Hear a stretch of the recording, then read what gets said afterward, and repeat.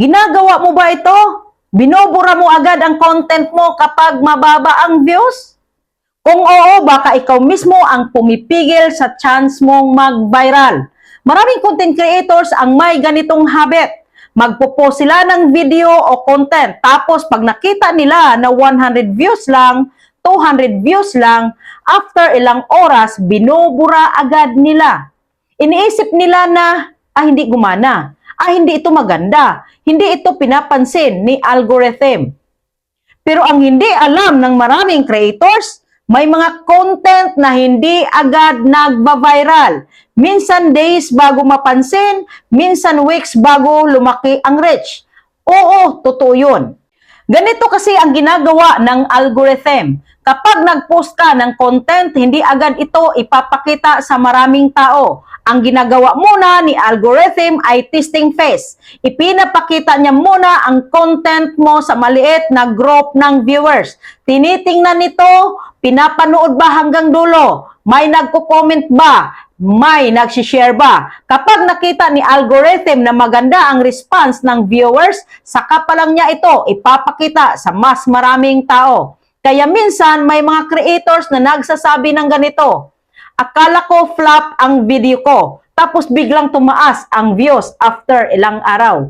Ibig sabihin, late siyang pinush ni algorithm. Ngayon isipin mo ito, kung binura mo agad ang content mo dahil mababa ang views, tinanggal mo rin ang chance na ma-push ito ni algorithm. Parang nagtanim ka ng binhi, tapos hinukay mo agad kinabukasan dahil wala pang tumutubong halaman. Sa content creation, kailangan mo ring matutunan ang patience. Hindi lahat ng content ay instant viral. May mga content na slow growth. Pero kapag nagkaroon nito ng engagement sa tamang oras, doon biglang lalaki ang reach. Kaya kung isa kang content creator, tandaan mo ito, huwag mong agad husgahan ang content mo base lang sa unang views.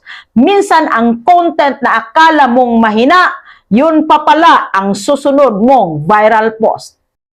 So now, ito ang mas magandang gawin. Mag-post ka, mag-move on ka sa next content, magpatuloy ka sa paggawa. Dahil sa social media, mas maraming content, mas maraming chance mag-viral. Kaya sa susunod na makita mo na mababa ang views ng content mo, huwag mo agad burahin. Hayaan mo lang ito sa page mo. Dahil baka isang araw, magising ka na lang at makita mo na, yun pala ang content na biglang pinush ni algorithm.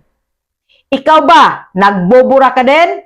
Comment mo at like, follow, and share. See you in my next video, Kamagnet.